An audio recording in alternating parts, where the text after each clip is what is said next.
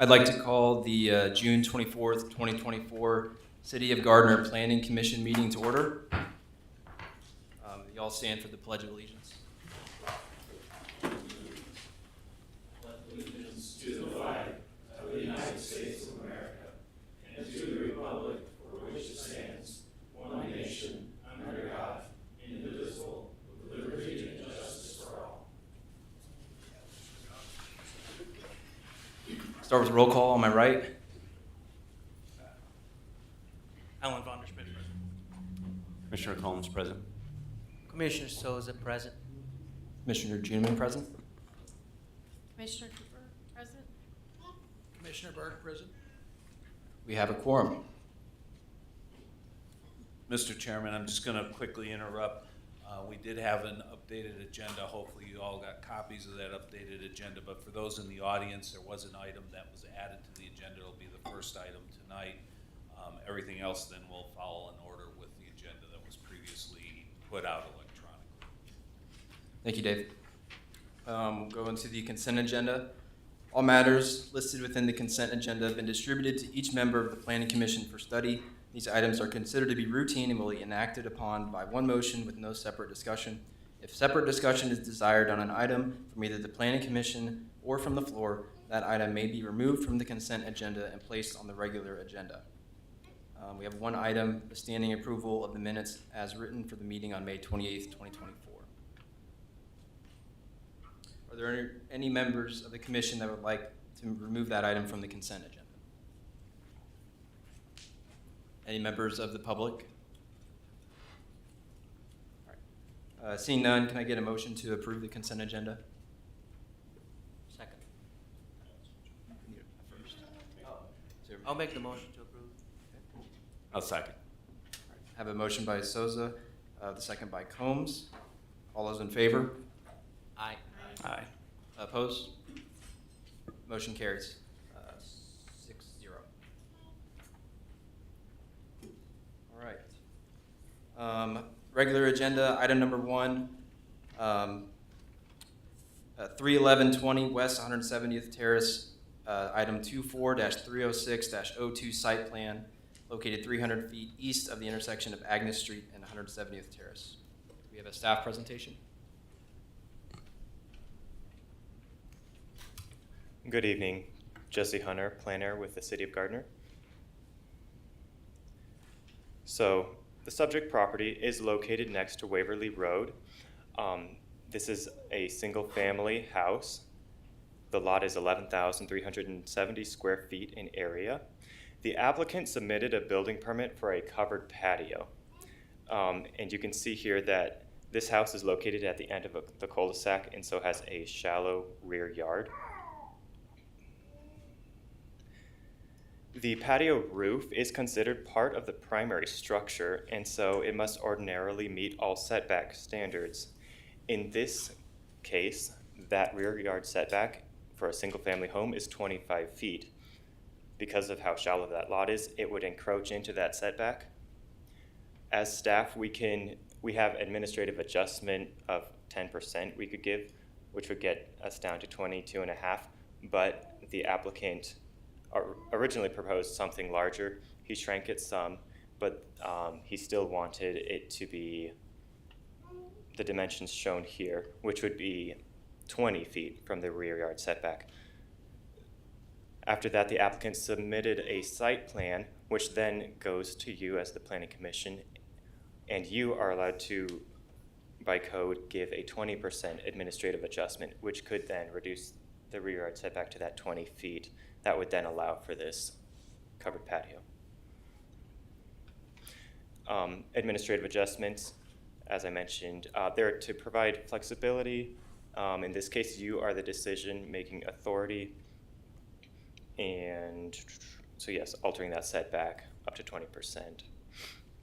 The staff recommends the Planning Commission approve 24-306-02, a site plan at 31120 West 170th Street with approval of a 20% administrative adjustment for the rear yard setback.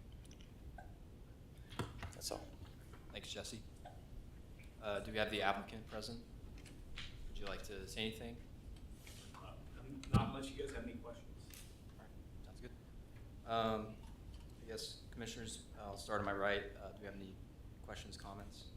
Yeah, no questions or comments. I don't have any questions either. No. No questions or comments.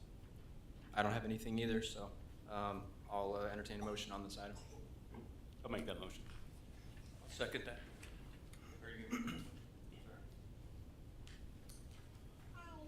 After review of application 24-306-02, a site plan for 31120 West 170th Terrace, the Planning Commission approves the application as proposed with a 20% reduction to the rear yard setback. All right, I'll second that motion. Motion made by Combs and a second by Bonderschmidt. All those in favor? Aye. Opposed? Abstain? Motion carries 6-0. And Mr. Chairman, I'm just gonna make a couple comments after this. You're likely going to see at a future date some code updates that will reflect some greater administrative adjustment capability on things like these setbacks. This is a situation where we run into a lot where our rear yard setback is pretty large at 25 feet. It generally causes us problems on the pie-shaped lots like you have tonight at the ends of cul-de-sacs, and that's where we are seeing these kinds of items come up more and more. In this particular case, as this was being planned and as it was going through, the property owner was working with us directly, so we were able to at least get it on your agenda in a pretty quick period of time for them. Normally, if they would have been a little bit past the date of the meeting, they would have had to wait for a month to go through this kind of a process. So that's why we'll be looking at things like how we can get greater administrative discretion built into some of these setbacks. So just be aware of that as a follow-up to this item. All right, with that, we'll move on to item number 2, Flint Trails. This is 24-304-02, rezoning, preliminary development plan, preliminary plat, final development plan, and final plat. And this is also a public hearing item. This is located at the northeast corner of West 167th Street and White Drive. Staff? Good evening. This one, at the end of this presentation, and we'll have two, this will be in 2 motions. The first motion will be for the rezoning, preliminary development plan, and associated preliminary plat. And then once that motion is, whether it's approved or disapproved, we'll decide on whether to go to the final development plan and final plat as well. Right, as mentioned, this is an application for rezoning from the existing RP4 planned mixed density neighborhood district to RP4 planned mixed density neighborhood. It is accompanied by a preliminary development plan and associated preliminary plat that is intended for the row house building type. Also for consideration, again, is the final development plan and final plat. The property includes 28.86 acres of land located at the northeast corner of 167th Street and White Drive, adjacent to the recently approved University Park apartment project site. This property was originally annexed back in 2003 and was part of a larger University Park development, a planned development consisting of office, commercial, multifamily and apartments, and some single-family housing. Unfortunately, back in that time, this development just never occurred. The single-family component of the original plan is where the University Park duplexes and the tall grass apartments are now located. The city of Gardner Justice Center as well was to be located on the retail commercial, and this site was proposed to be a commercial and office center. In July of 2022, the applications to rezone with a preliminary development plan and associated preliminary plat was recommended for approval by the Plan Commission. These applications then went on to the governing body and were approved on August 15th of 2022. The final development plan and final plat were then submitted to the Plan Commission and approved at their September 26, 2022 meeting. However, because the site development plan has changed, it's been determined that because of the new submitted plans, have changed enough from the original that they needed to be heard again at this public hearing. The site has remained vacant ever since, and all utilities are available to the site. As you can see from the zoning map, and I do apologize for it being so unlegible, we're operating on different computers this week while the city hall is getting remodeled. So, but anyway, the zoning to the north is RP2 and RP3. To the east is CP2. To the south is RP1, and to the west is RP5. The preliminary development plan proposes a 264 unit, which is 58 four-plex units or buildings, and six-plex development. This results in almost approximately 9 units per acre. The development includes several amenity areas and meets our open space requirements.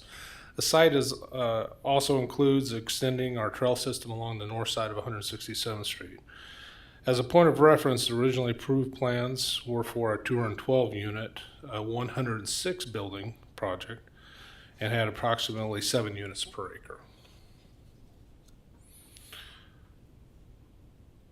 The deviations that are requested are basically the same deviations that we approved back in 2022. If you guys want me to go through all 6 of these, I can, or we can.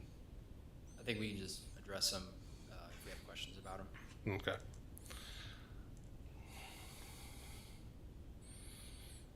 A lot of them have to do with hardscape in the front yard. As with most row houses, if they have the garages at the front, you're going to have a lot of concrete, which is also why they've increased some of their open space percentages to make up for that. Driveway to act as pedestrian connection between the buildings and the front sidewalk. They have a deviation for that. We've granted those in the past where the sidewalk just goes over to the driveway. Let's see. Third deviation is so that right-of-way allows each unit to have a 2-lane driveway. The fourth is for a rear yard setback for 2 lots. And one of them is for the garage standards. I think with these units, the applicant is having 3 and 4 bedroom units, and they want to have two-car driveways. And the last one was for bicycle parking. They feel that with the garages on each of the row house units, they didn't need to provide 1 bicycle rack for each unit. So they have mentioned that they are providing bicycle stalls, racks at the clubhouse and at the pool and pickleball courts. Staff findings with a development plan that's consistent with the character of the neighborhood, as a traditional suburban pattern, buffered from single family to the south with their open space, consistent with previously approved plans from 2022, offers a transition from the apartments to the west and commercial to the east. It's infill of residential of a long vacant lot, and supports medium density development patterns with more open space, more character within the surrounding neighborhood, and provides more walkability. On the plats, the application is generally consistent with the comprehensive plan. The plat is in compliance with the land development code, and the plat does not deter any existing or future development on adjacent lots. Staff recommends approval of the rezoning from RP4 district to RP4, associated preliminary development plan and preliminary plat for Flint Trails townhomes with the conditions outlined right here.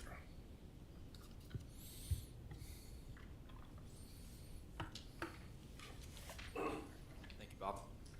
Do we have the applicant available for a presentation? Yes, sir. Please state your name and address for the record. My name is Thomas Lewis. My address is 1506 Whispering Ridge in Pleasant Hill, Missouri. I represent Salee Development. I just wanted to, can I go past this? I just wanted to introduce Salee Development to the council, or planning commission, excuse me, and let you know a little bit about ourselves. We're a single-family developer, small family company. They've been around for about 40 years doing development. We do mostly vertical. We do vertical construction in-house as well as a horizontal development. We have about 100 years of project management experience throughout the company with the employees of the company. We've built 3,500 units. To date, we still own 1,000 of those units, and that's our core business plan, is to build to rent and hold these units for income. Sorry, cause it's all right there too. We have Davidson here who submitted the original design for this, and they're here again. We have Thomas Metzer here, and then Spencer Yon with Salee Development. As Robert said, or excuse me, Bob said, it's the same situation, about 28 acres, 28.8, and then 264 units within that acreage. You got the fourplexes, there's 42 of those with 168 units, sixplexes, 16 buildings with 96 units. Mix of 2 and 3 bedroom floor plan options with the attached garage in each. Community amenities include the clubhouse, a pool, a lot of walking trails. It has 2 pickleball courts right now. And then within the clubhouse, we also have a fitness center within the clubhouse, a lounge area for the residents with an inside-outside fireplace. We have a leasing office in there as well. This is just a fourplex exterior elevation showing the different options. And this is the sixplex. The garages, the 2-car garage would be on the 3 bedrooms, and the single-car garage would be on the 2 bedroom. And this is just a picture of some of our current neighborhoods. This is over in Blue Springs, Missouri. You can see the brick there with some rock to kind of break it up a little bit more, and the different colors throughout the design of the building itself. That's it. I guess staff, if we have questions, I think we can do now, but I was thinking we'd open the public hearing if anybody's okay with that. Okay. Get my script here.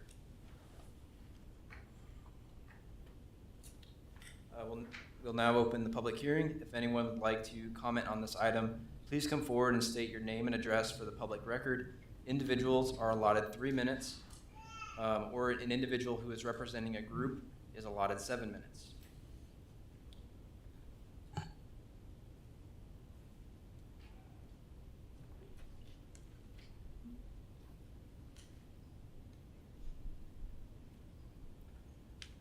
If no one is wishing to speak, I will entertain a motion to close the meeting. So moved. Second. We have a motion by Cooper, a second by Combs. All those in favor? Aye. Aye. Opposed? All right, motion carries 6-0. All right. So I think we'll go to discussion now. I'll start on my right again. No questions? So I do have just a few basic questions, and can stay there to answer and come back. Number one, just to verify, all of these will be for rent. Yes, correct. And just out of curiosity, of the 1,000 properties you mentioned that you own out of the 3,500 that have been built, what's the oldest age of those properties? 3-ish years. 3 years. 3 years is the one we currently hold. Got it. No other questions. Commissioner Sosa? Hi. Yeah, just have a couple questions. I was going through the material that was provided us. I was just wondering what was the reason behind shows here that the project was originally approved back in 2022 for 9.14 units per acre, and now, no, 734, and now it's 914. So what made you guys change the density for that area? Just curious to, because I live a block from that development. I'm just curious to know why you guys made the change to have more people living in that area. I'm Thomas Metzger. I'm with Davidson Architecture and Engineering. The reason the project changed is the original approval was under a different developer and it was not financially feasible. And this developer took over the property. It pretty much is the same project aside from the density, and we've made adjustments to add. We actually have more green space on the property now than we did with the lower density. But the main the main thing is it just changed hands, different developer, and needed to get the numbers to be able to work. Is basically what it comes down to. Commissioner Sosa, I'll go ahead and add in the conversations we've had with them. As you know, there's been changes to the interest rates and so on and so forth. So when that developer switched over, the original development proposal was under a financial scenario at that time, and due to adjustments with that, as people have been looking at the property, and we had a number of inquiries from different developers that wanted to take over the project or take over the property, and that was probably the biggest factor, was that financial influence that has changed.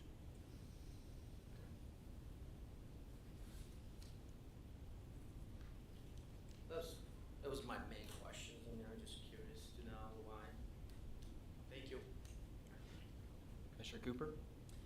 I have a question. I'm curious why there aren't any ranch-style housing, because we do have an aging population, and it doesn't seem to address that.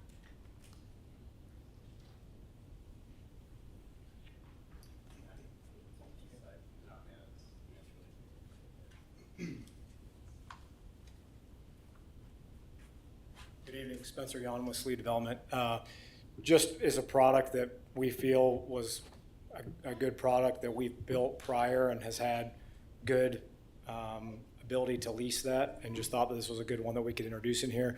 There, in addition, the two-story, again, going back to the other comment about that, the feasibility of the project itself, the ranch ones take up more space, so therefore we'd be able to build less of them on that parcel as well. So of just trying to keep, again, the project to be feasible, this is a product that we believe was going to be the right one for us to build there today. So has there been any consideration for single level units for the older aging population? We do currently, in other communities that we currently retain today, have that product, and we would look forward to welcoming the opportunity down here to find another project that may work. We did not take that into account in this particular product today. Okay, thank you. Commissioner Cooper, did you have any other questions or comments? No. Thank you. questions or comments. I had a couple. Question for staff, I guess. Has the utility division reviewed the grading plans and such? Because we have that large transmission line that runs along the south side of the property. Have they reviewed that for any sort of conflicts or anything there? Yeah, so that will be part of the review for the land disturbance permits and those elements. So the intent is, through the review that Public Works has done to this point, is that they will not be interfering with any of that electrical or that transmission element along 167th Street, because you actually have two sets of lines there. You have Gardner's lines, and then you have Evergy lines in there also, so you have those easements. Most of that southern edge is shown as open space. They're going to be using part of it for their detention, their stormwater detention area. So we're anticipating that this is all fitting. Obviously, refined grading plans and things will come with construction permits and with land disturbance permits. So staff will be looking at that. Yeah, that was one thing I noticed. It didn't seem like the grading lines went around the poles or anything. It looked like they tried to match grade, but sure. I'll let the city, make sure they're doing that. Another thing I noticed, just with that trail that goes to the center, kind of diagonally, I really like that. It looked like maybe one or a couple spots maybe had some trees or that were pretty close to like where the crosswalk would cross the street. So just make sure we have sight distance for pedestrians. It might be walking through there to clubhouse, and then make sure like there's lamp posts close to there as well, so that they're adequately lighted for people for safety. Yeah, the developer has worked to kind of blend the framework that was with the previous development. The previous one that's been alluded to from 2022 had the trail features and the clubhouse feature kind of in the same location. They're getting tweaked, obviously, for the development here, but the framework is generally the same framework. Yeah, and I think that's good. So that's really all I had. Anything else? Otherwise, I'd entertain a motion on this.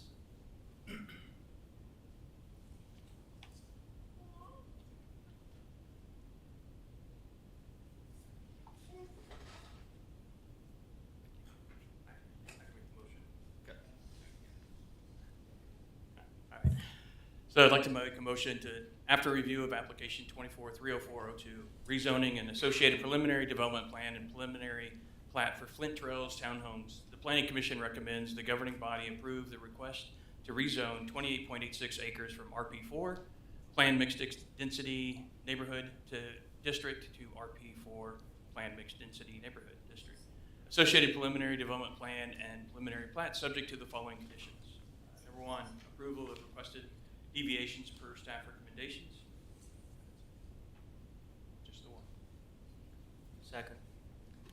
And Mr. Chairman, I'm just going to clarify because there'll be some people that are trying to, figure out why RP4 to RP4. Yep. This is essentially a revised preliminary development plan. The actual zoning, the RP4 element was the same. It's not changing, but because of the revised preliminary plan, that's why you have the motion the way it is. Yep. Thank you for that clarification. Any questions on the motion? All right, all those in favor, I have a motion made by Von Schmidt and a second by Commissioner Combs, or Sosa, I apologize. All those in favor? Aye. All those opposed? Opposed. And abstentions? All right, the motion carries 5-1.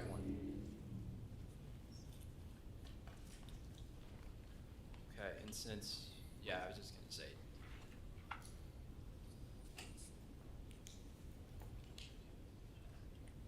No.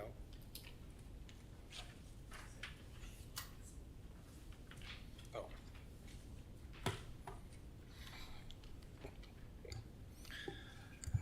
And as I mentioned earlier, this is a suggested motion for the final development plan and the final plat. Oh, man. After review,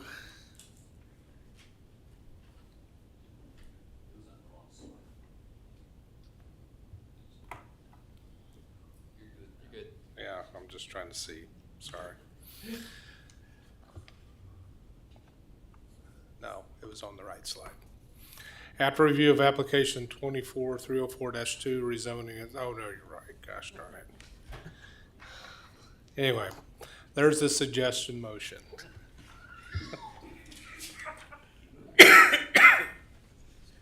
Thank you, Bob.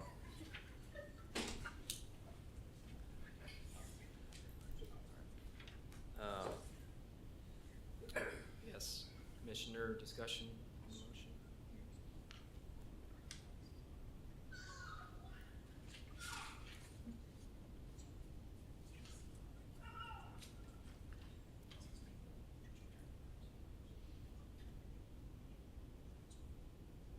Are you thinking about something? No? Okay. So, and I'm going to clarify for the commission then, the reason you have the two motions, obviously the preliminary goes on to the governing body, which will go to their agenda here for July 15th.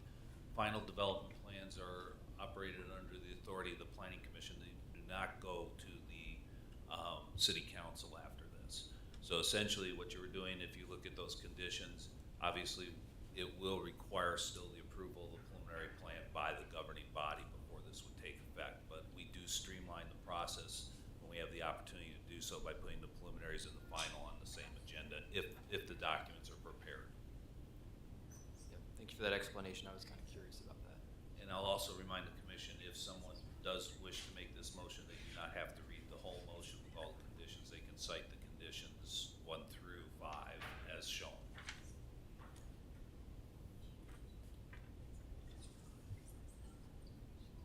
I can make a motion. So after review of the application 24-304-02, final development plan, associated final plat for Flint Trails Townhomes, and staff report dated June 18th, 2024, the planning commission approves the applications as proposed and recommends the governing body accept the dedication of right-of-way and easements provided the following conditions are met. Excuse me, 1 through 5.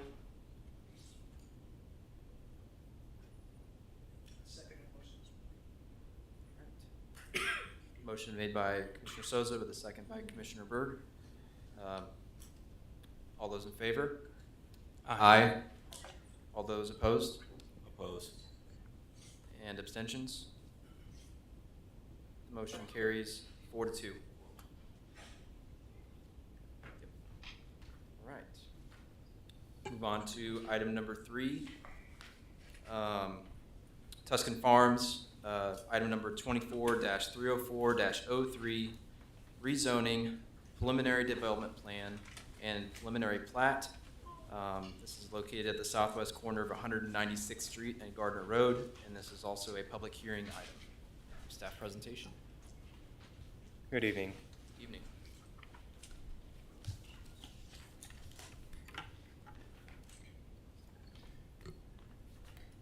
The subject property is 59.1 acres in area. The development was rezoned in December of 2017, and to the north is Phase 1 of Tuscan Farms, which is currently under development. Back in 2017, the property was rezoned from agriculture to R1 single family and R3 garden apartment districts with a preliminary plat for 207 single family lots and 14 fourplex pinwheel garden apartments on, if you combine it all, 82.8 acres.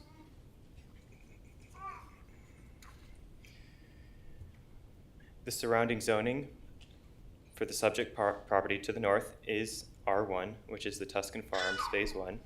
To the east is the county RUR, which is the Rural Agriculture District. To the south is agriculture zoning and R1 zoning.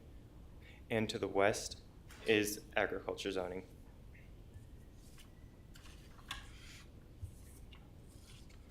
Oh, there we go. So you can see the existing zoning.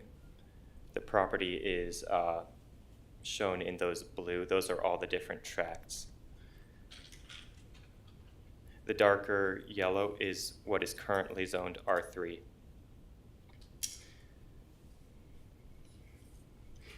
The applicant is proposing 3 different building types instead of 2. Let me grab this.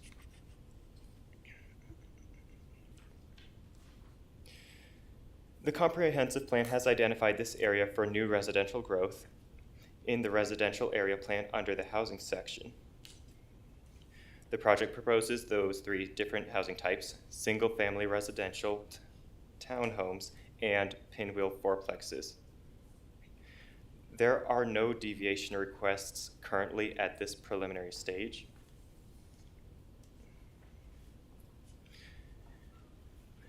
Here you can see a breakdown of the different building types for what has not been approved, or not been final platted. So originally, this section would have 137 single-family homes and 56 units of the garden apartment fourplexes. The applicant is proposing a reduction in the single-family and the garden apartment, but an increase in the row houses. So the single-family houses will be reduced by 19. The garden apartment units is reduced by 16, and there's an addition of 109 new row house units. Staff recommends the Planning Commission recommend approval of application 24-304-03, a rezoning and associated preliminary development plan and preliminary plat for Tuscan Farm with the conditions in the suggested motion. Thank you, Jesse. Do we have the applicant present for a presentation? Yes. Please state your name and address for the record. Yeah, Clint Bergdahl, developer, 13962 West 147th Terrace. Can you speak up a little, Clint, so we can hear you too? Yeah, good. Clint Bergdahl, 13962 West 147th Street, Olathe, Kansas 66062. Thank you. Okay. So I'm the developer and builder in Tuscan Farm, and I'm here to talk a little bit about what we have been doing and how that's going to segue into what I'm wanting to do. So as he mentioned, we have single-family homes, and the single-story villas are fourplex villas in a pinwheel designed, and we're calling those Luca courtyard villas. And then the row houses are Milan at Tuscan Farm. So I'll talk about those. And this is the preliminary plat that you already had up. So talking about Ventura Homes, what I build, we feel like we do some unique features in our plans. A lot of our plans have 4-car garages, which you don't see very often. Probably 70% of our plans have those. We do a lot of butler's pantries, which is something you see in higher end houses. You almost would never see something like that in the price ranges we are, under $500,000 generally. We provide sprinkler systems to every home in the subdivision as part of the package, front and side yard. And all homes have high efficiency HVAC, 92 to 96%. And I particularly like that because there's no flues out the roof. And another little pet peeve that I've always had, which I like to talk about, is we have no posts in our garages. I've rented houses before, you know, everybody has been there, where you pull into the garage and you're, you try to get out and you're banging your car door. And I'm surprised how many builders still do that, but we oversize our beams and no post. So those same level of finishes, where applicable, would apply to these fourplexes and the row houses. As far as exteriors, I'll show some pictures in the next slides, but we blend a combination of Craftsman, modern farmhouse, mid-century, and even some modern. And that's going to segue well into what we're doing with the single story. Those are more of a Craftsman farmhouse style, the Luca villas.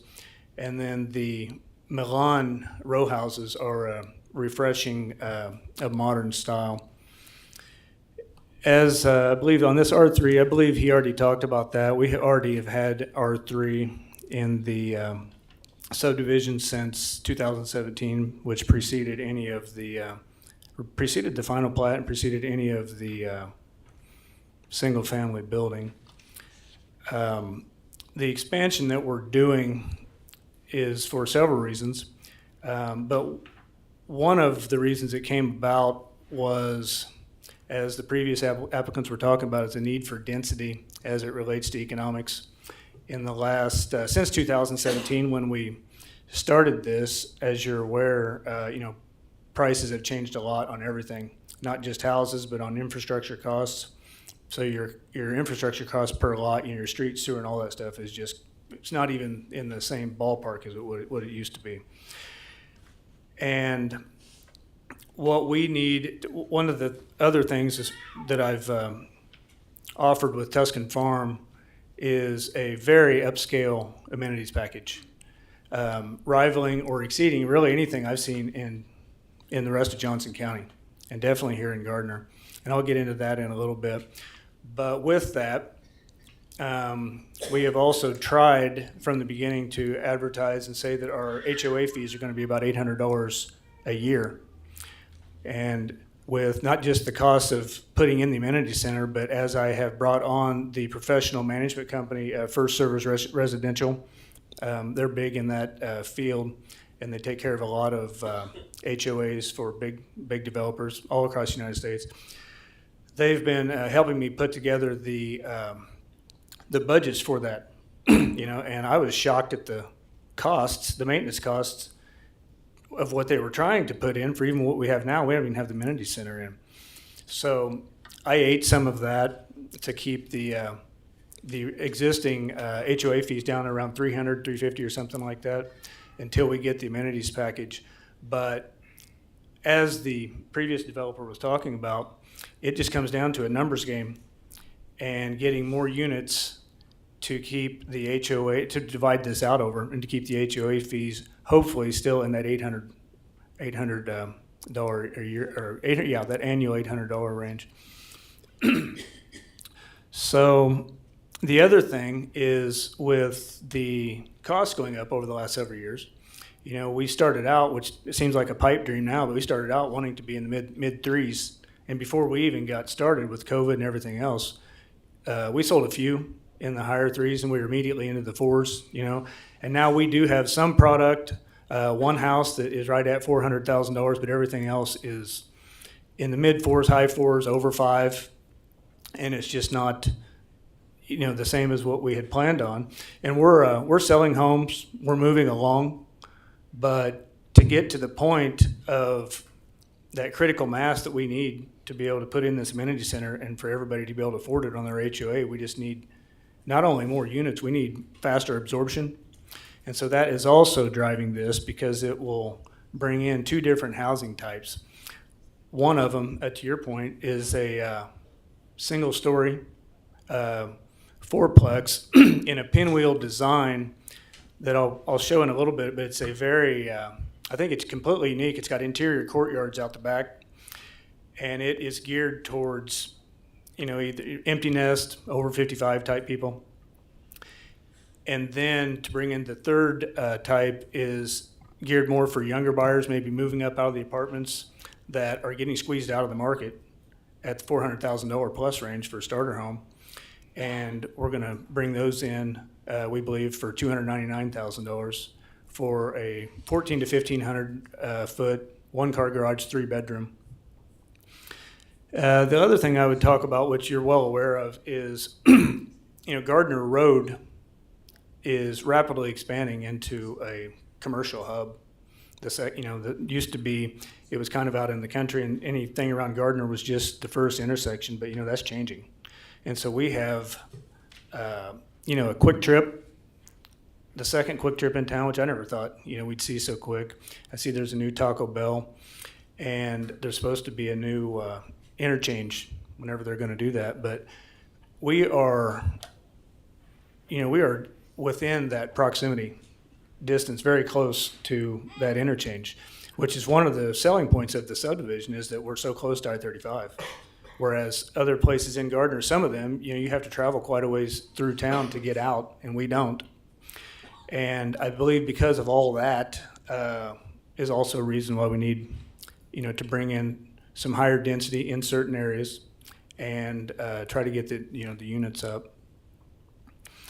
Real quick, I'll go through some of our styling, and this would apply to what we've already built and also the 118 single-family lots that are coming as part of what you're considering today.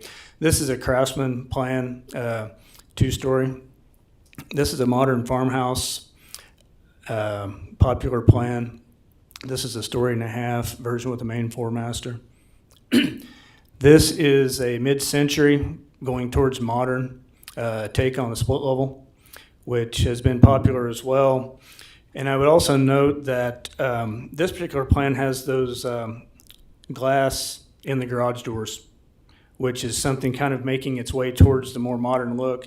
And also the front door here, we've had some customers put that front door on their modern farmhouse and went well with that too. So I bring these up to show, and here's another modern farmhouse.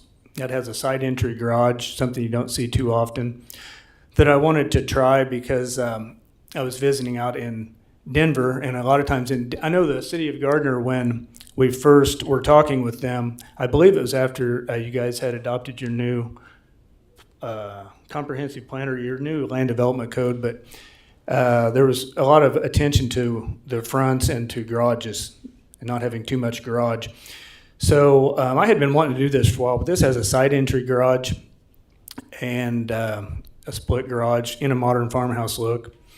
And here is this is a traditional ranch or a reverse, and this one has an elevation that can be the traditional, or this here is the mid-century version.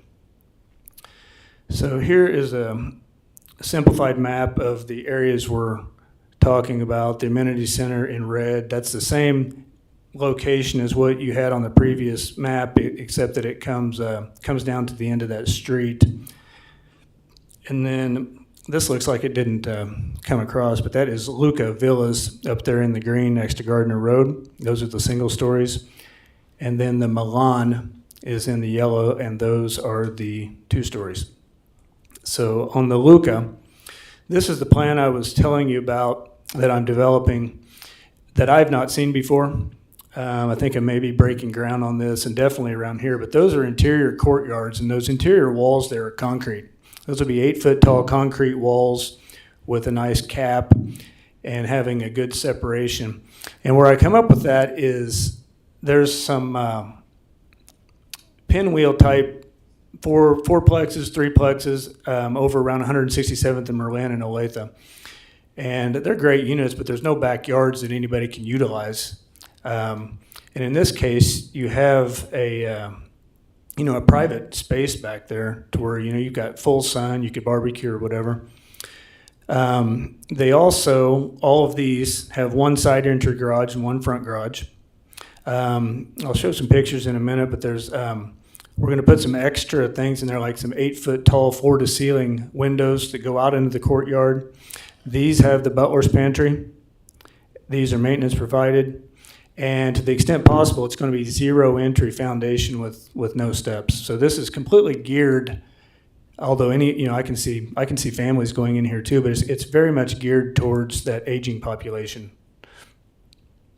This is the front elevation of that. The ones on the left side with the side entry garage are 2-bedroom. The ones on the right are 3-bedroom. And then they're all 2-bath, about 1,400 square feet, 2-car garage, and coming in just under $400,000. Here's another couple 3D shots of that.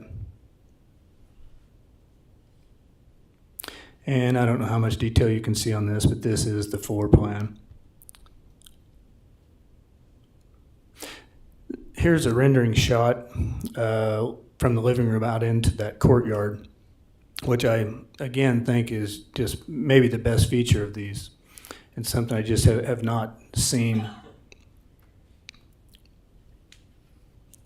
So the moving on here, the Milan. This is full-blown modern, very exciting, and dynamic front facade here, and it's something I have not seen. I've seen these on the coast. And I think things like this are coming, marketed to a younger clientele. And in that vein, it's right next to the amenity center. These are adjacent to the entire south side of the amenity center, which is typically not where single-family homes like to be, next to the amenity center. There's a lot of traffic there and can get busy, maybe loud. And these have a semi-covered, there's another shot of that, semi-covered private patio. So these are 3-bedroom, 2-bath, 1,400 square foot, 1-car garage, and coming in under $300,000. And I think that's the key, is being able to offer these for sale. None of these are rentals, by the way. These are all for sale. Nothing in here is for rent. So I think this is a key component, being this close to the interchange, and especially when that new Diamond interchange comes in or whatever, and all the development that we've got going. I think the city needs some of this, and I think these will sell very well. Here's the main floor plan. So these are all set up in the same direction. So this privacy wall that you're seeing, well, I should have put a second unit on here, but looking to the right, you would see the other person's privacy wall, so that you've got some privacy out there. You've got straight out the back, we would put some landscaping, some tall landscaping. And so out the back of these, you're going to be looking at landscaping. You can't see to the left, and then off to the right, you'd be looking at your neighbor's similar wall. So you've got some privacy in these. Upstairs, it's a 3-bedroom, nice size master closets. Moving on to the amenities. What we've got for amenities coming up are resort style pool, clubhouse with a bar, full gym, exercise center, pickleball, barbecue grills, disc golf course. That's going to be down by the highway in some ground that we've lost to some regulations in the stream corridor. So on our west side, part of the reason why we lost some single families because their new regulations over the last 7 years, they're taking a little bit more of that. So while it's taking away some single family, it does give us some more green space. And so I'm going to extend the walking trail down there and make a disc golf course as well as a dog park. Here's a little better shot of that. And the idea is this, the whole idea behind this entire amenities package here is really to outdo anything that I've seen. I modeled, if you ever heard of Terry Brook Farms in Overland Park, it's a Rod Rock subdivision with Don Giulia, and it's a high-end subdivision. They're probably up to 2 million in houses in there, right at about 175th and Quivira or Schweitzer. And this is bigger and better than their amenities package. The clubhouse is about the same size. I walked through it and actually liked it, but as far as the gym, this will have a full-blown, like a hotel gym. A lot of these places, if they have a gym, it's just got a few, maybe 3 or 4 treadmills. This will have, treadmills on one side, and then the other side weights, and about like if you went into a nice hotel. And finally, here's the aerial of that with the resort-style pool, the gym, clubhouse, barbecue. And that's all I've got. Should I stay for questions or sit down? I think I just have one question before we do the public hearing, or if other people have any questions, you can jump in. I mean, you touched on it there. I think the putting the row houses, is that what you're going to refer to them, I guess? Yeah. I couldn't remember the name, I'm sorry. But like, were those a higher density area than like the pinwheel types? They are. They are. And so like, yeah, I guess typically we would see those closer to the road because they would generate more traffic, and, putting them deep in the neighborhood, might generate that. So I guess you're kind of, can you explain that decision then? I think as far as traffic, I think it may be the same because the way the traffic routes in here, let me pull this back up here. I think I'm lost, but anyway, the way the traffic routes, it comes in from Gardner Road and it comes in a ways. Can you see this? Okay, so we have 2 entrances. We have one existing and one coming. So the way traffic routes in, especially into the sixplexes, you would come in, then you would have to either come down Hickory. That would be your first entrance in there. And so I believe you would be hitting the same point, basically. Because the way these row houses are, they do not have garages out towards the main streets. They've got garages towards their interior. So as these are facing here, you're on your main arterials, you are looking at the back of them. And on a product type like this, I believe that's the best because if there are people parking on the driveways and things like that, if it would look congested, it's only within their section. So my thought process was more towards the amenity center and thinking that retired people may not want to hear people out there barbecuing and swimming and playing pickleball all night or whatever that they do, whereas these younger people, more of an urban environment would. And to your point, I feel like we would be hitting about the same point where people would be entering anyway between the two. Yeah, I guess for me personally, like I was thinking about those single family homes, they're north of the pinwheels, and that's where they're going to see a lot of the traffic coming out and front of their house. Right. And me personally, I live on a street where next to a duplex community where they pull out and go onto the main road, and it creates a lot of traffic. And so Yeah. that's one concern I had when I saw this preliminary development. Right. But that's thank you for answering my question. Yeah, I'm just thinking, I don't know if there would, if those were flip-flopped, I don't know if, if we would get a third entrance into Gardner Road. I kind of doubt it. Yeah, I don't know about that, but yeah. Thank you. Yeah. Want me to sit down now? Yeah, is there any other questions before I guess we do the public hearing? You guys good? All right, we'll open the public hearing. Same as before, individuals have 3 minutes. Individuals representing a group, such as an HOA, have 7 minutes. And when you come forward, please state your name and address.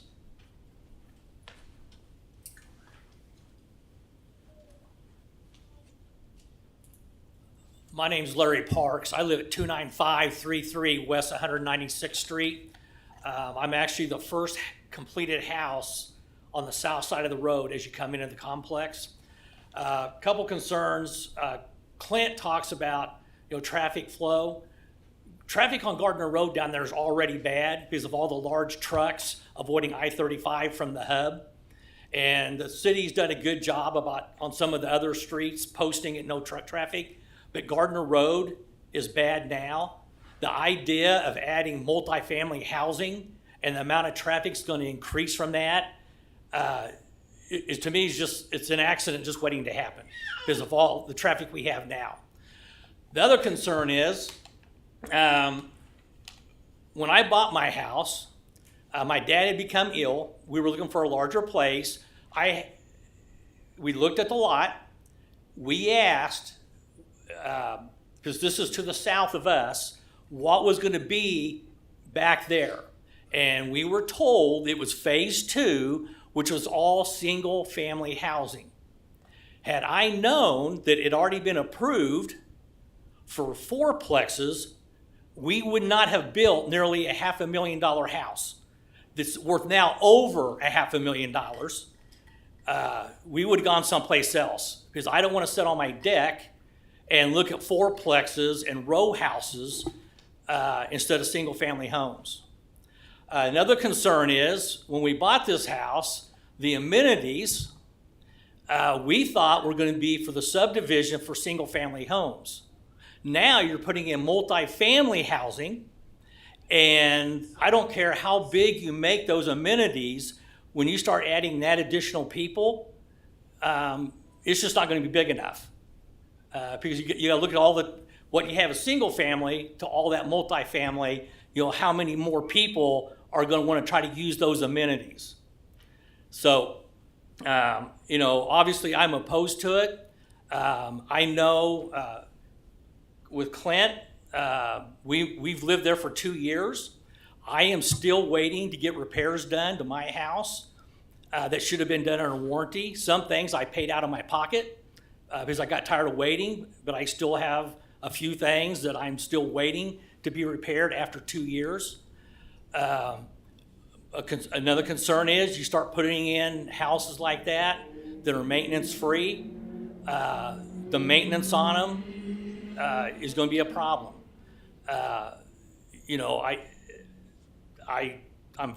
I'm frustrated because if I had known when we built that house there were 4plexes going in that had already been rezoned for that, we never would have built there.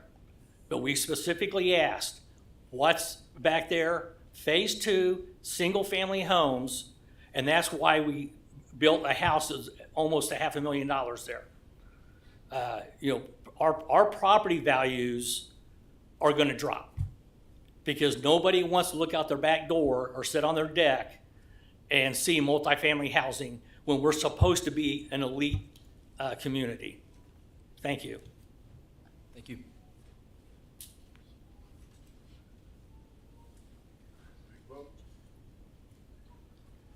Tom Schneider, 19511 South Amherst. I was the first guy to move in, I think, out in the neighborhood.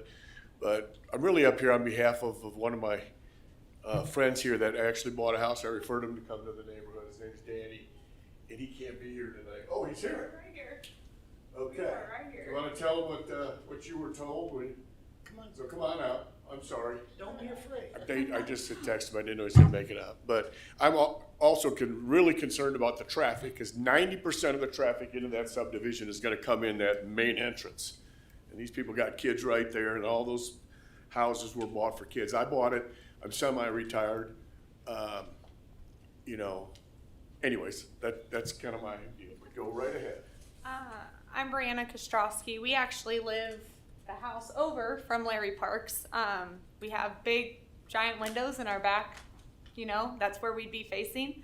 So I agree with him on the deck. I don't want to look out my front windows and see a bunch of apartments and row houses, because personally we can't put curtains on all of them. So we'd be exposed to all of that. I have 2 very young children that live on that road that the main entrance would go into. That right now it's really quiet and it's nice, but having all that entrance is gonna not want my kids. Wouldn't want them playing in the front yard as much as we do now. We moved in because we moved from Spring Hill. We actually had townhomes behind us as it was, and that was the main reason we built where we built, is because we no longer wanted those townhomes behind us. They weren't rentals, they were also bought out townhomes, and it still just became too much for us, especially with our dogs. And now we have a quiet area. We were told walking trails. And then our same thing with the amenities packages. I don't know how that is going to fit all of us. It's just going to become more like a public pool, in my opinion. And I pay a lot of HOA fees to not go to a public pool, especially at our age. I mean, we probably are the youngest family that lives there as of now, and we would like it to continue to grow, but at this point, we would probably sell our newly built house by the time this is built, because of the fact that we don't want to look at all this all the time. So. Thank you.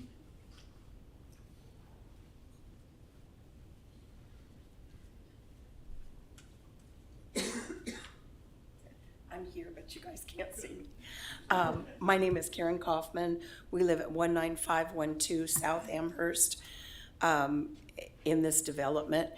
And my thoughts are right now trying to drive down the main road when cars are parked on the road, not in their driveways. It's difficult to get a single car through there at times.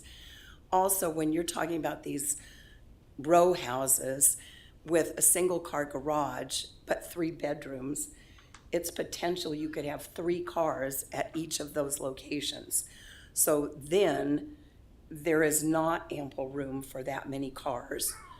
And you just have more and more traffic coming through. And if these are maintenance free, I cannot imagine the costs, which will then be put back to the homeowners association, which will cause that. You know, you can say, I want to keep it at this level, but in reality, you can't go to the grocery store a week later and buy the same stuff without it being much higher at this point. We are retired. I believe that the taxes currently are a bit prohibitive for us, but here we are now with row houses, so I am not in favor. I know we're stuck with the pinwheels. I also think that design with your courtyards in the center allows no breeze to come through there, and in the temperatures we're currently having, I think you've created ovens, 4 of them right together. Thank you. Thank you.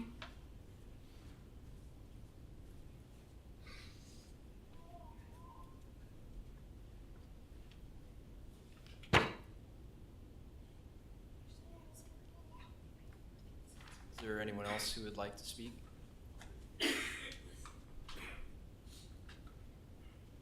I am Brian Tobiasen, live at 19467 South Amherst.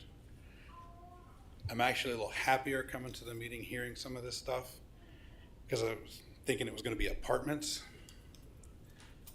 And we're going to put these row houses up for sale. Is there going to be any kind of stipulation that prevents rentals? Because that would be a big deal. Otherwise, could potentially wind up like the townhouses out there behind Pumpkin Ridge, where it's full of rentals and cars everywhere. And traffic is already hell just with construction. And like she was saying, you get two cars parked across each other. You know, sometimes we're waiting for 2 or 3 people, and we only have, 20 houses done. So I can't imagine what's going to happen when we add another 114 multifamily units, or whatever the number was. We knew about the retirement villas. That doesn't strike me as too big of a problem, but I am not in favor of adding however many row houses, especially if they could potentially become rentals. Thank you. Thank you. Can I ask one more question? I didn't go 3 minutes. Yeah, if you- My only question is, if this all goes through, okay? You got more people living out there now. Is the city gonna adjust the taxes for the people that are paying the taxes based on what the original plans were, where we might get a reduction in our property tax? Does that make sense? Because now there's gonna be more people living there. There's gonna be more people, that should share the burden of these extraordinary taxes. I think tax questions might be better for city council, I think. But Just, I'm curious. Yeah. I don't know how it works. So, anyway.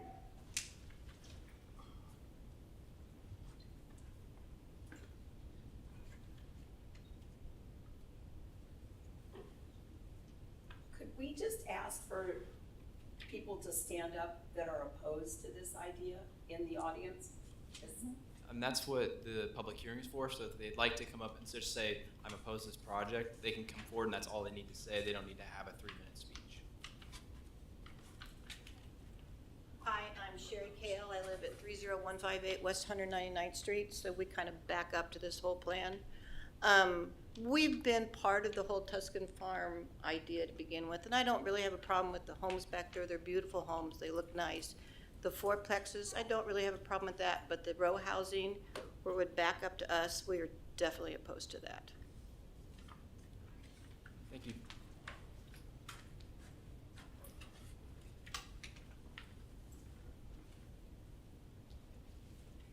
My name's Paul Kaufman. I oppose the plan with the apartments, and the amenity center would be, you might as well take a number to get to it with that many people for his size amenities. And is he gonna start building those before he finishes his single-family houses to start his pool and weight rooms and stuff? I doubt it. I think it comes down to a money deal for Mr. Berdahl. Thank you. Thank you.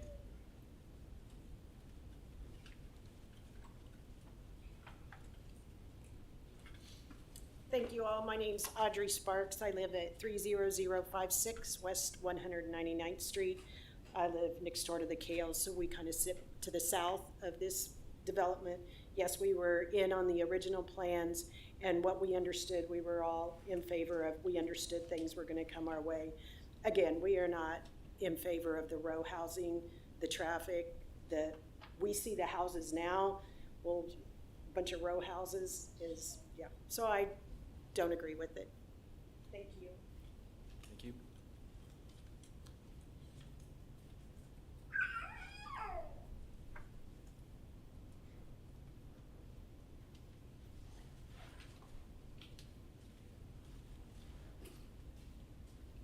My name is Josh Madison. I'm at 19459 South Amherst. We're one of the newer, we were about November. I'm also opposed to the row houses. We're already advertising the amenities, and with that potentially being there to fund it, the idea that these are going to need to be in before that's done while advertising it is also, it doesn't sit right with me. But I'm opposed to the row houses as well. Thank you.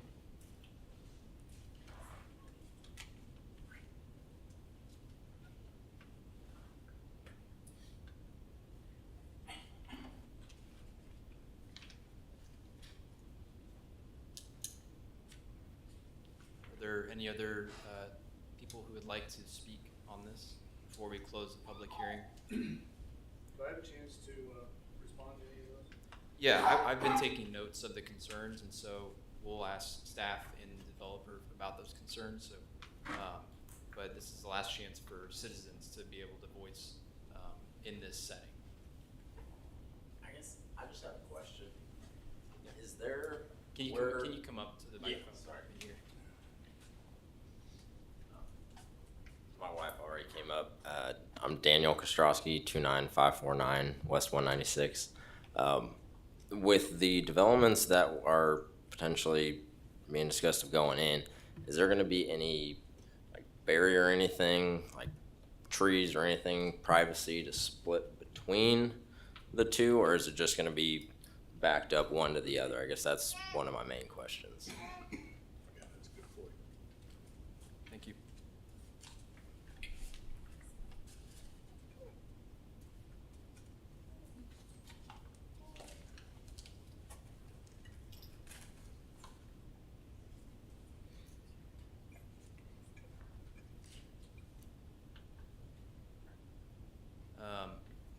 Last call?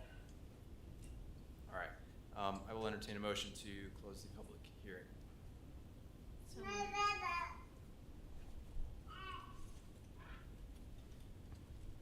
I'll second that. All right. We have a motion made by Cooper with a second by Commissioner Bonderschmidt. All those in favor? Aye. All opposed? Motion carries 6-0.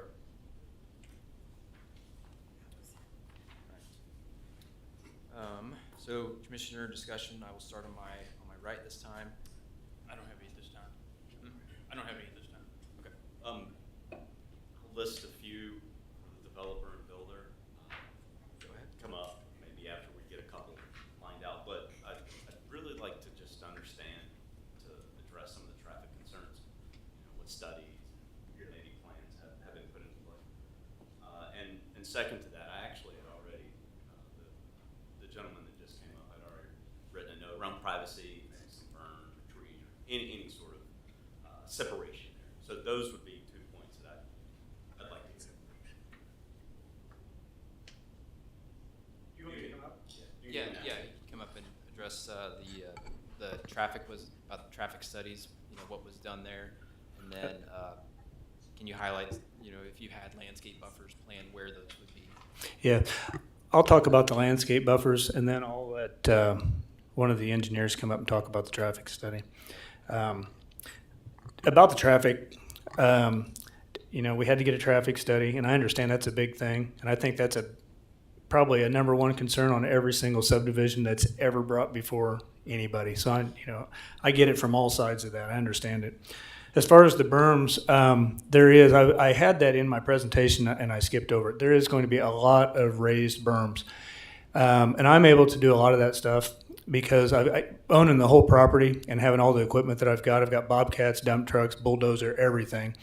We will build a lot of that stuff. And so there is definitely going to be an extensive and tall network of berms and trees. So like from the backyards of any single family looking back, the first thing there would be right behind their property line would be a raised berm coming up as high as we can get it within the lateral space that we've got. Trees on top of that, and then within that's going to be a walking trail and then another set. And it's actually shown a little bit on there, but that will be before. If you see behind lots 21 through 24 right there, there's a lot of lateral space there before you get into the sixplexes. So that will be a very significant berm. Excuse me. There's less space between there and the fourplexes, but there's quite a bit of room to get a couple of berms in there. So that's definitely happening. And then did you have a traffic engineer or the engineer here to speak on the traffic report? You want to talk about traffic? I can attempt. I'm not a traffic engineer. I'm Jim Long with Schlegel, and traffic engineer isn't here, but I can, as far as I know on the study, it is recommending that there be a decel lane added to that south entrance to encourage people to go down there instead of the first one. I don't know the counts. I can't lay that in. And the traffic study is still a little bit in flux to get a little bit more information they're putting into that at the request of the city engineer. So that's about all I know about the study. Okay. Thank you. Mr. Chairman, it's also staff's understanding that there are still some questions regarding the traffic analysis that Public Works is asking for. That's why, as part of the recommended motion, there is a condition regarding getting further information regarding those impacts. I can talk more specifically to that after we get through this part of the meeting. Yeah, I would appreciate that. Thank you. Did you have anything else, Commissioner Combs? Okay. Commissioner Sosa? Yeah, the two concerns that I had, Commissioner Combs already addressed, so I'm good. Commissioner Cooper? Yeah, Jesse, you went over the numbers of the change from single-family homes and the garden apartments. Could you go over those again, please? So there's a reduction of 19 single-family homes, a reduction of So 16. that went from 137 to 118, correct? I believe that is correct. I have 118 is the current proposed number.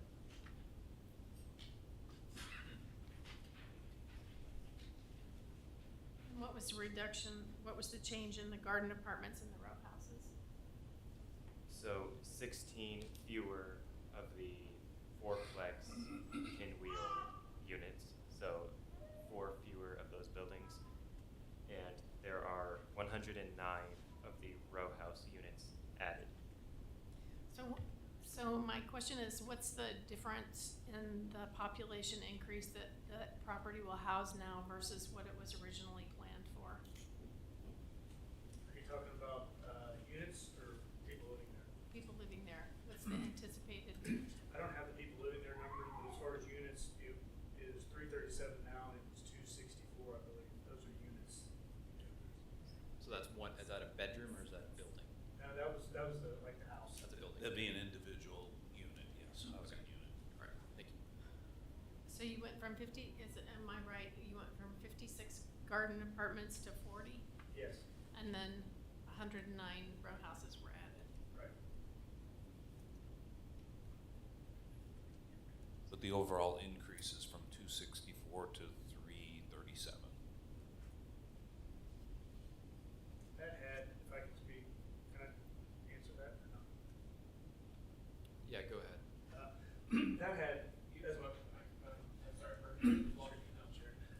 that had as much to do as anything with Hickory Street, bisecting this, figuring out, like I didn't have any real joy in reducing the number of the single stories. It just, we felt like it made a natural breaking point right there between the two. We could have put some more and still could put some more of those on the other side of that.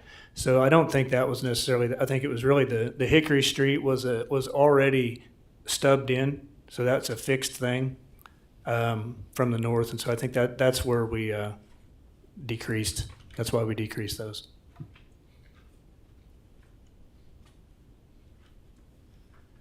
What else you got, Commissioner Cooper? You can ask, I'm gonna see if I can figure these out. I don't have any questions.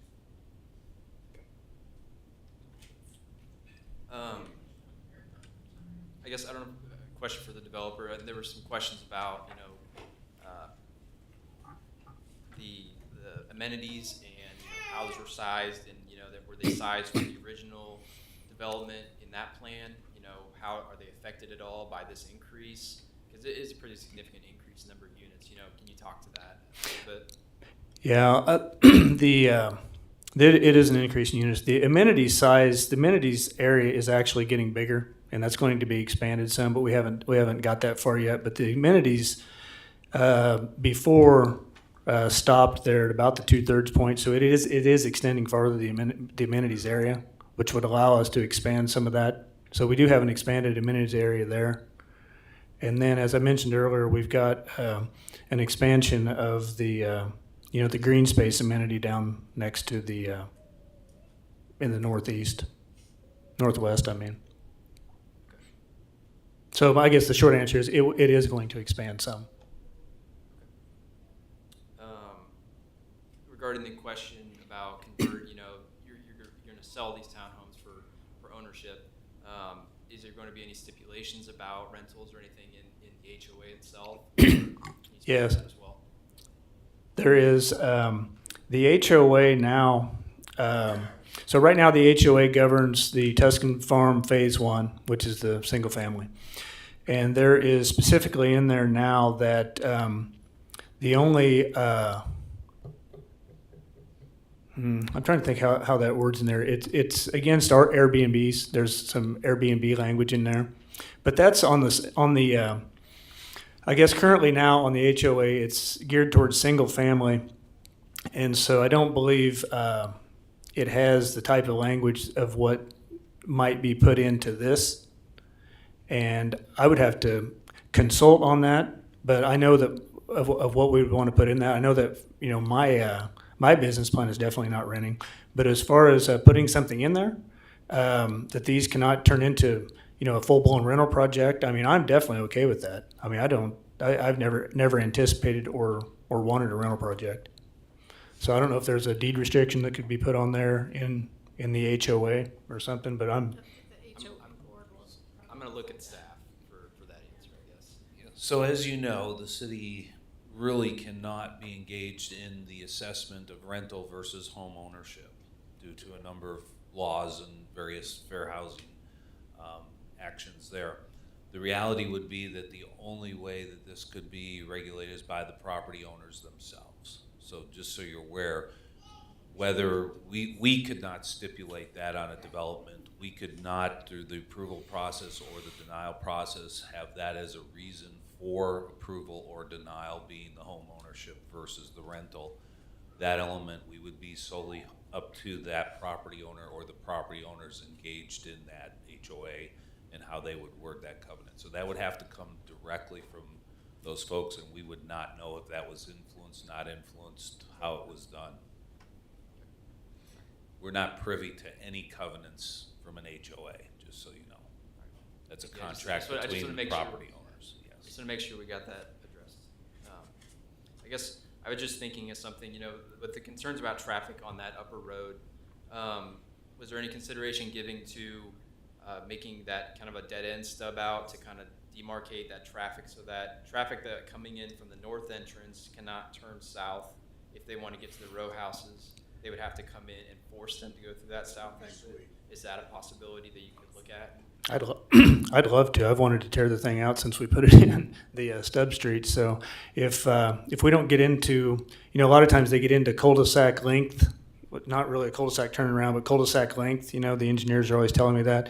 If they can figure out how to do that, I think that'd be a great idea. Yeah, and since this is there's a preliminary plan that's associated with this rezoning. I don't know if I could be in favor of approving this. I would like, to get the developer to go back and look at something like that to address those traffic concerns, especially for those people that live along that first street. Because again, like I mentioned before about, just having the higher density a little bit farther back, that is a major concern because it's a concern of mine. I don't let my kids play a lot in my front yard because of the same reason. Some it's just due to the location and that and you can't change that, unless you move. But that would be something I would encourage you to look at as a comment for me personally. Let's see, I had some other ones. I was just gonna say, appreciate. I just want to make a comment. Thank you for all the citizens coming out. It was good, looking through. I looked through the old stuff from 2017 and all those notes, from citizen feedback. So sounds like the developer, was good with working with people in that situation. Let's see. Can you explain the decision to make the streets private drives versus public streets? A lot of it just comes down to cost. The private drives, there's no need in there for storm sewer and curb and gutter. And I've seen a lot of these, in fact, every one of them I've ever seen of these pinwheel types have, your main streets perpendicular to them, and then you have private drives going back in there. So it's a cost factor. So what about for the row houses? How does the drainage work? Because that's a decently long road there. Does it just go all the way out to the edges, or how does it work? Do you know about the drainage? Do you know how the drainage is, the street drainage within the row houses? It's to the southeast corner. So is it like a surface flow essentially then, or there? No, there'll be inlets in the middle of the driveways. Okay, so In that great inlets they drive over. Yeah. Okay. You want to go ahead with your question? Sure. You mentioned that you may have had some illustrations of the berms you were maybe referring to, or maybe I overlooked them in the plan. Oh, no illustrations. I had a paragraph in there. Okay. That I was talking about. That may be my my one suggestion is it was clearly a concern of some of the community traffic, of course. Nonetheless, if there was some demonstration inside the plan or visual, Yeah. it'd be good to see what you're referring to. Yeah. I think you're right. There's room, and there certainly could be some privacy. Yeah, I agree completely.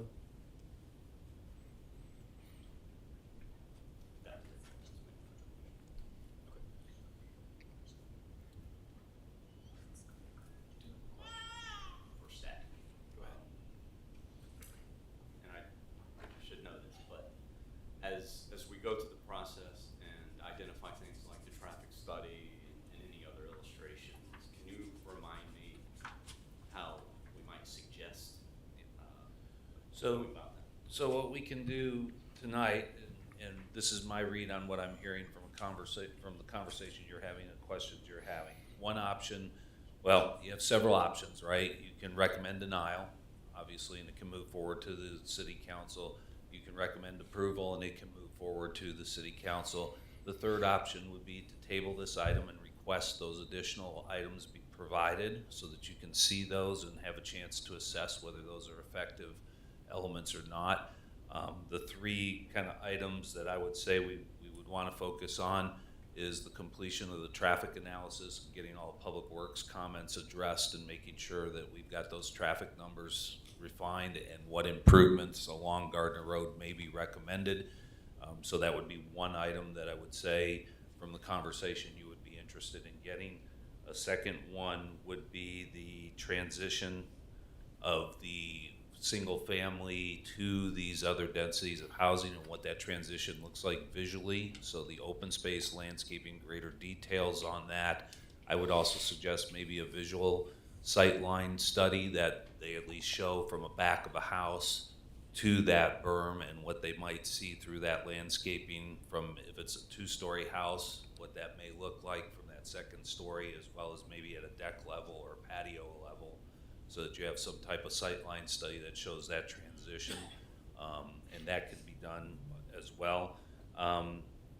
Then I would say that you would be looking at the developer, potentially looking at dealing with the density issue. If there is a way to rearrange these or not, they could come back and say, no, it doesn't really work for our numbers, but at least you'd be asking them to take a further look at the arrangement of the number of units in this context. And as well as this last item here, the road configuration, if there's an issue there. So that, though, may come back, the developer would probably have the option to at least come back and say, you know, we looked at it, here's how we studied it, we had this conceptual option, we didn't feel it worked this way, so we'd like to stay this way, or vice versa. They may discover something that works better in light of what they heard tonight and are willing to maybe cul-de-sac something or rearrange that road arrangement a little bit differently to separate the traffic patterns. So those are kind of the three areas that I was hearing the most concern around, the physical items that we can really consider and look at this point. Thank you. Do we have to spell out, like, if we were to do a motion table, do we have to spell out those things that, like, you would need to follow up with them with in the motion? Depends on what our city attorney's representative says about what I summarized, and if you're comfortable with that, we've got it recorded. Yeah, I'm fine with you all not doing that. That said, if you want to do a motion to table with some suggestions for staff to follow up on. One thing I don't want you to do is say staff needs to hit on these 5 things and box them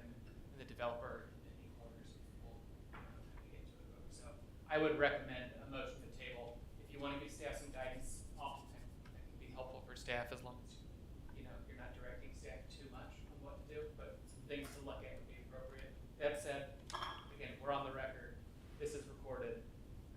Staff can come pull this up and listen to all of us, and hopefully not me, because I can send my voice.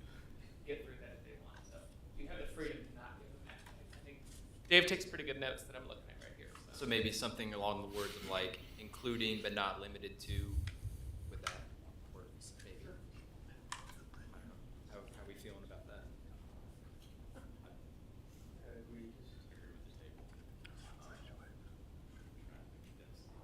Yeah. Because I think that the major two concerns that the public had, I don't think have been addressed. I mean, even though you called, to talk about the traffic, he didn't know what to say. I mean, he didn't know anything about it. And as far as I'm a visual person. I think it'd be easier for us to actually see, the bump, the burns and the divide. I think it'd be beneficial for the house owners to actually look and say, okay, it's gonna block. Sure. And I'm not gonna be able to see all those duplexes in the back. And I think I suggest that too. But we don't have all the pieces, to. Yeah, I understand. How do we take that step? Once others make the motion and So just it would be as we a motion mentioned. to table Okay. this in your next meeting, and then, the planning commission would like staff to look at, or to try to look at the following X items. I'd like to make a motion to table and have staff identify with few limitations as possible. The bullet points that we refer to as it relates to traffic study, density, transition, and some of the privacy concerns. Sure. Would I have a chance to respond to a couple other things that were brought up, or not? Yes, but since we have a motion, let's second to get a vote on that. Second. Sorry. Yeah. Sorry. Sorry. So we have a motion to table to, and question for staff here. Is it automatically to the next meeting, or is that something that would be worked out with you and the developer potentially? If I would say let's go ahead and table it to the next meeting. I think that's the easiest thing to do. If through that process we are still developing things and we can't get it done in a timely fashion, as we get your packets ready and things like that, again, some of this may depend on the developer. We will just have it on the agenda item. It'll be a placeholder. You'd have to extend the tabling at that time. You'd have to take a formal extension on it, but I prefer we keep it kind of documented that it's moving along, because if we can get it done in the next month, that would be great.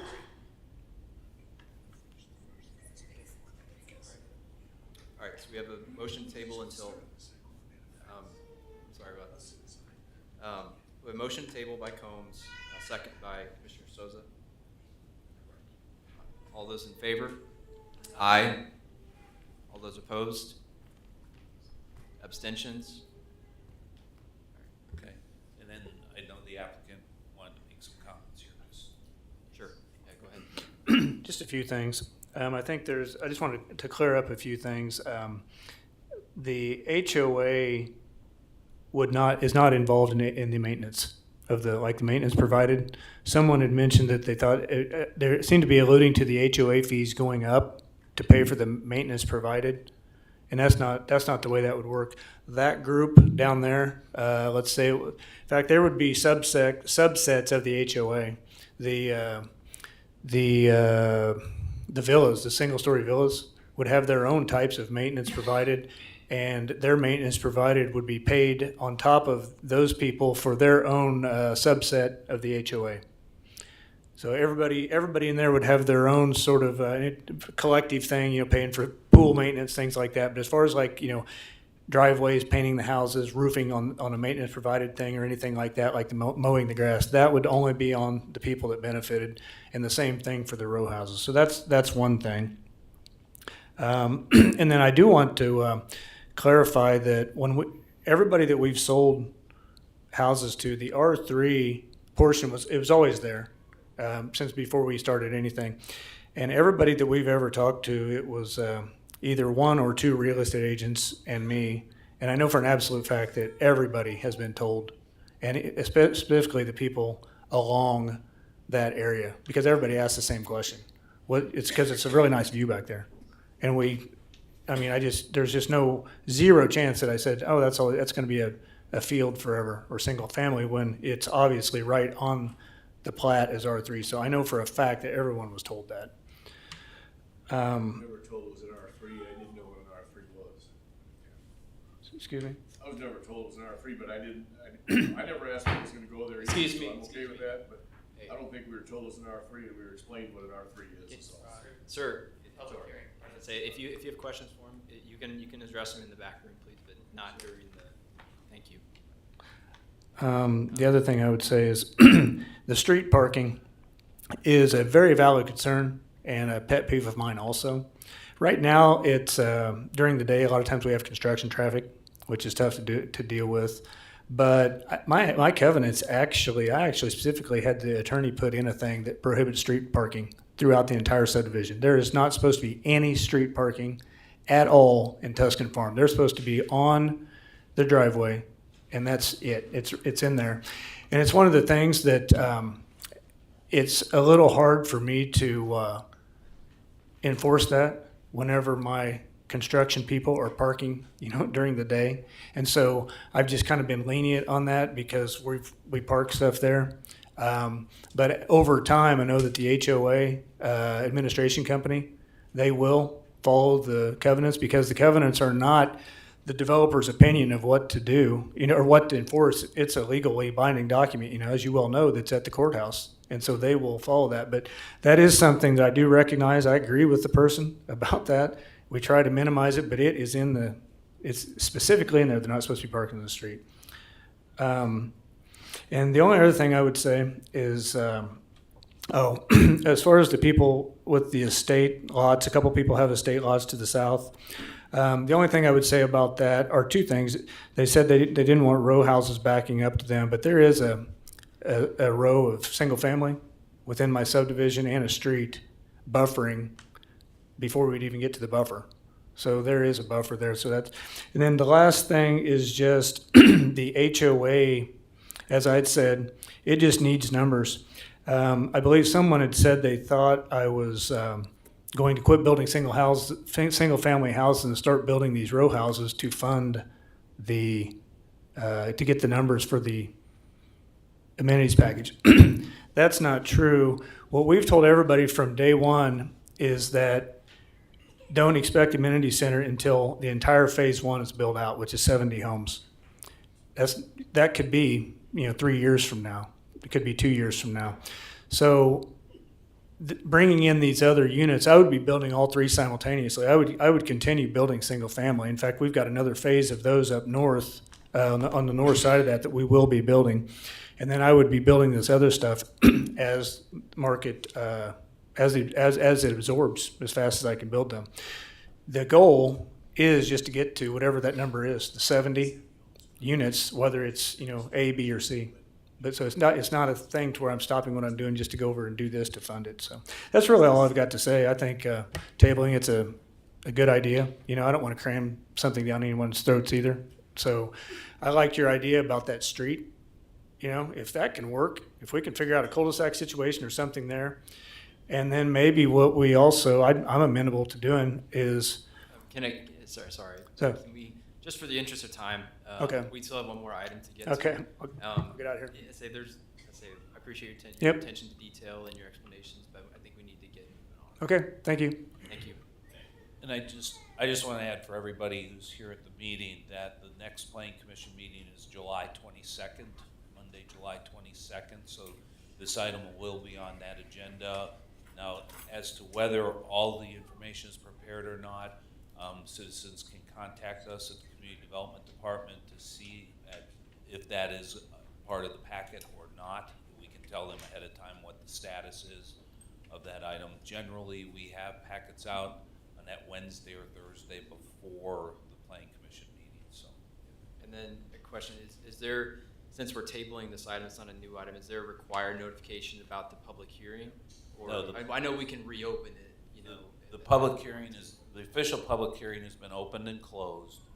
At the meeting on the 22nd, you will have the information before you. The applicant will have an opportunity to present that information. Staff will have a recommendation based on that. Planning Commission will have an option as to whether to hear anybody who is in the audience or not. It is not technically an official public hearing on the 22nd. So the yellow sign won't be up for that one. So I just want to make sure people know that. Thank you. All right, move on to item number 4, Sam's Car Lot. Item number 24-304-04, rezoning, preliminary development plan, preliminary plat, final development plan, final plat, the south side of East Santa Fe Street, approximately 750 feet west of Conestoga Street, and this is also a public hearing. Good evening. The subject property is 1.3 acres in size. The future land use shows it as a light industrial and office park, and it is surrounded by commercial zoning.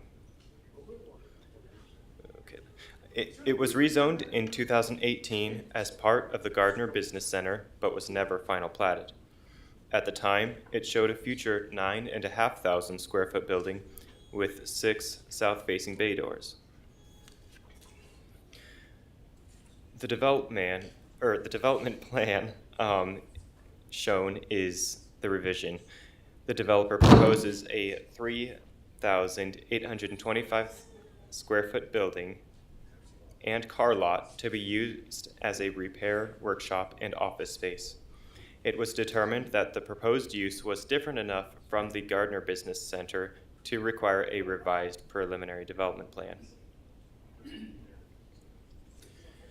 The building shows a brick facade with windows into the office area and the bay doors to the west to service vehicles in the garage. There are 2 deviation requests. The first is for the foundation plantings.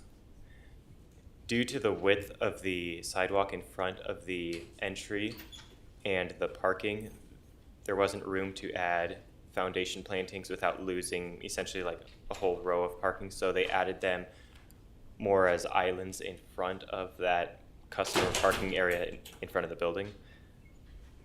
So it's not directly adjacent to the foundation. The second deviation request is for the rear setback. The building is 11 feet instead of the required 25 feet.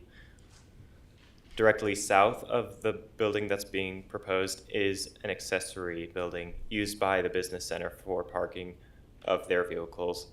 Staff does not believe that the reduced rear setback will negatively impact the adjacent property and recommends approval of the deviation.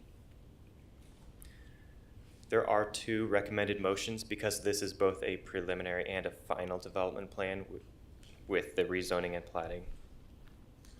Staff recommends approval of both with the conditions in the suggested motions. Thank you, Jesse. Is the applicant here for a presentation? Yes.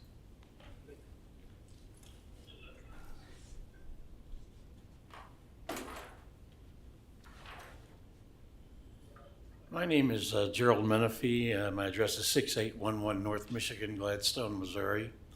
I'm the project manager on this project, and what we're looking to do is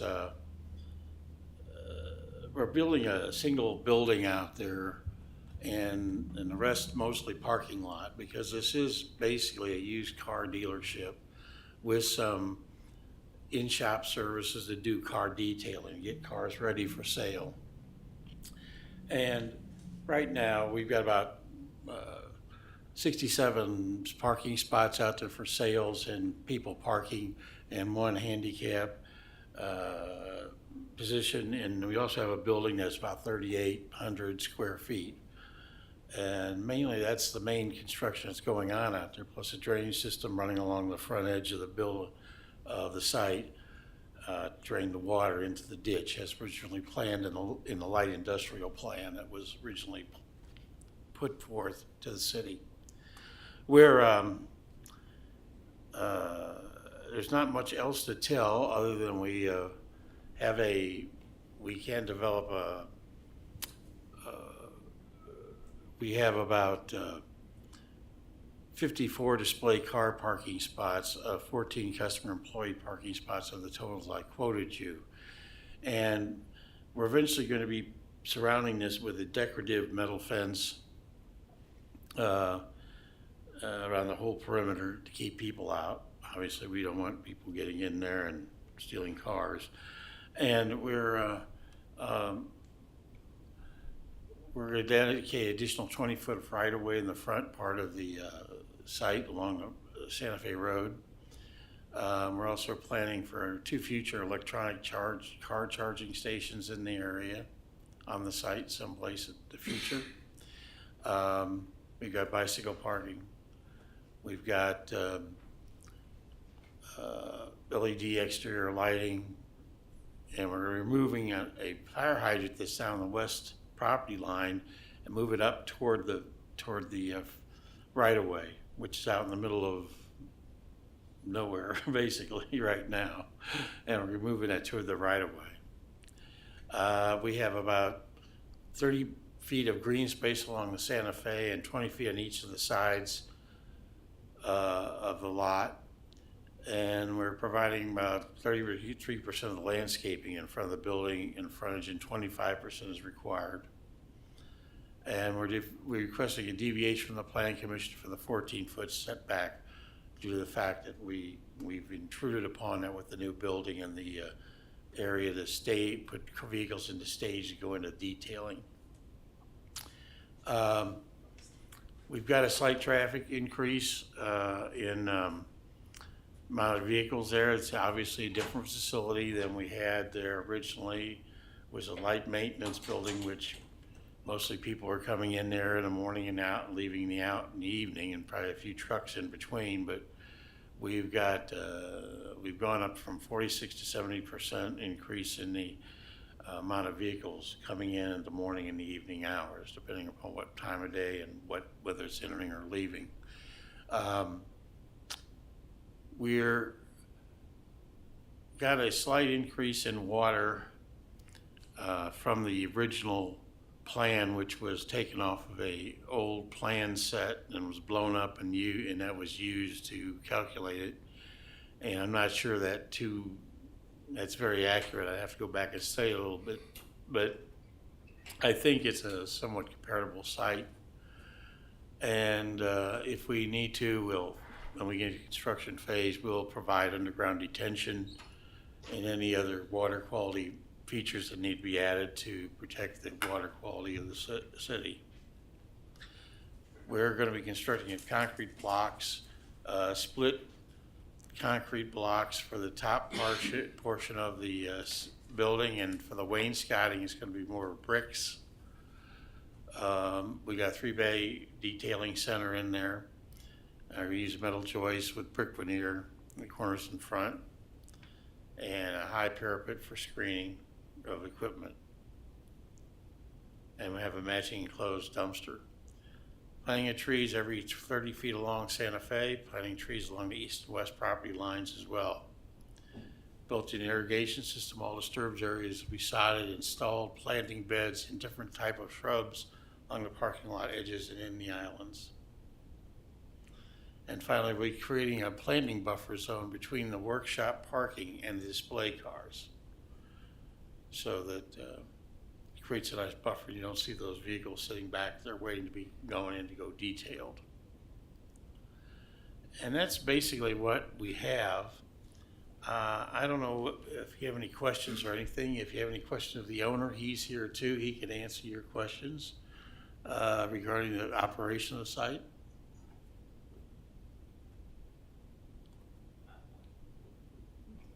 I just have one question. Just don't want to make the assumption, but the car wash and the repair shop are uniquely for the cars that are being sold, not open to the public? Yes, it's just going to be detailing, getting the cars ready for sale. Okay. And because when the cars come in, they're not always in the best shape, and they'll clean them up and bring them in. Thank you. That's the only question. I had a question. Can you go back to the landscaping plan? go back like, or somebody burned the slides there, but basically there was some landscaping that looked like, is it inside the fence? Like, is that blue line, is that the fence? Or- That's, the blue line's the property line. After the land's donated to the city along the front there. And the permanent property line across the other two sides, of the three sides. So that landscaping there, like on the north side of the parking lot, I mean, is that going to be kind of, you know, it's nice to put it there, but is it going to be hidden behind that fence, I guess, or? Kind of... Well, it will be behind the fence because the fence will be enclosing the property line. I thought it might look nicer if it was in front of the fence rather than behind it, I guess. Just a minor comment, I guess. Well, we could always see about moving it back if necessary. I guess, sorry, we kind of jumped around here, but Commissioner Bonner-Schmidt, do you have anything? I don't have any questions. I don't have any questions. Commissioner Cooper? Yeah, in the drawing, it shows, the decorative iron fence. Yes. Is that what's gonna be around the blue line, or is that gonna be around that? It's gonna follow the blue line. That's gonna be the new property line on the front. Okay. I just needed that clarification. I'm good.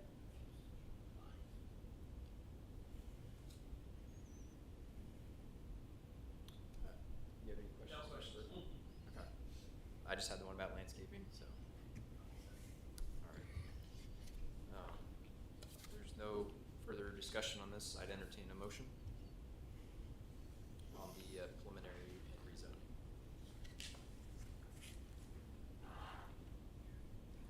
Oh, yes. Oh, sorry. Scratch that. We'll open the public hearing, same rules as before.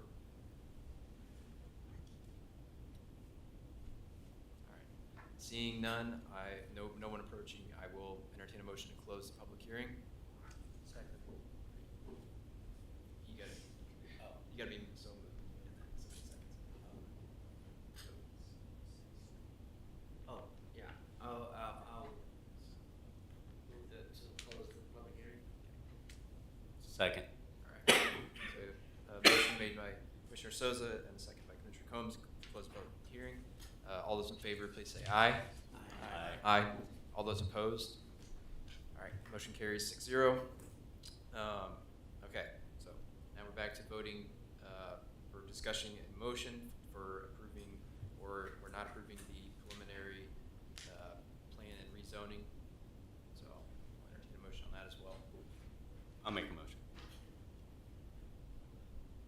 After review of application 24-304-04, a rezoning for 1.27 acres located on the south side of East Santa Fe Street, approximately 300 feet east of Moonlight Road, and associated preliminary development plan and preliminary plat for Sam's Car Lot, and staff report dated June 18th, 2024. The Planning Commission recommends the governing body approve the applications, subject to the following condition. I believe this was the only condition. Subject to the following condition. 1, the applications shall be reviewed and approved by the Johnson County Airport Commission and Board of County Commissioners prior to the release of the plat for recording. I'll second that. We have a motion by Commissioner Combs with a second by Commissioner Bonner-Schmidt. Any discussion on the motion? All those in favor, say aye. Aye. All those opposed? Abstentions? Motion carries 6-0. Now, since that passed, I will entertain a motion on the final development plan and the final plat as well. I can make it. So I'd like to make a motion that after review of application 24-304-04, final development plan for Sam's Car Lot and staff report dated June 18, 2024, the Planning Commission approves the application as proposed and recommends the governing body accept the dedication of right-of-way and easements, subject to the following 4 conditions that are outlined in the notes. Second. Right. And we we have a motion made by Commissioner Vonderschmidt, second by Commissioner Cooper. All those in favor? Aye. Aye. Opposed? Abstentions? Motion Could I carried. quickly clarify that that should have been worded final development plan and final plat? That wording was not in the recommended motion. Oh, so we didn't do the final development plan, okay. Okay, so do we need another motion to accept the final? No, development? No? I don't think so. Or, Just move to amend your motion to include approval of final plat. Okay, I'd like to amend my motion to add final development plan and final development plat for Sam's Car Lot. We need a second on that. Second. Second. So now we're voting on okay, so now we're voting. amendment. Okay. Yep. All those in favor? Aye. Aye. Opposed?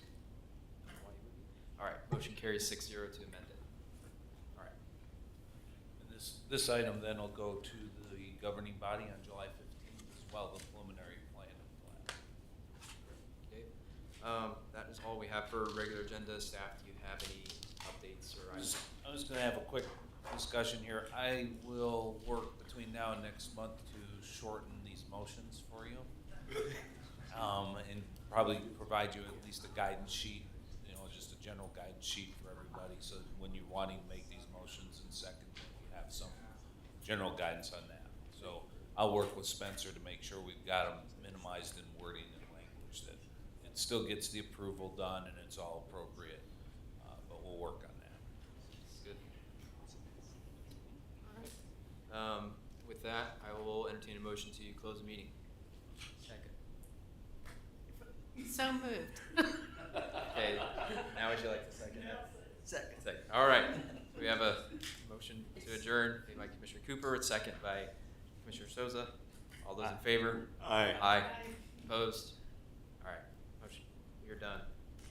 Thank you, everyone. Sometimes it's confusing when we have to second, or, it's just, and I've been doing this for 2 years. Have you, has it really been 2 years? Yeah, Wow. and it's just, sometimes it's. Sorry, you're not. Yeah. That's okay. Commissioner Juniman being a first meeting, we're getting through it. Oh, he did it. We'll get there. You did okay.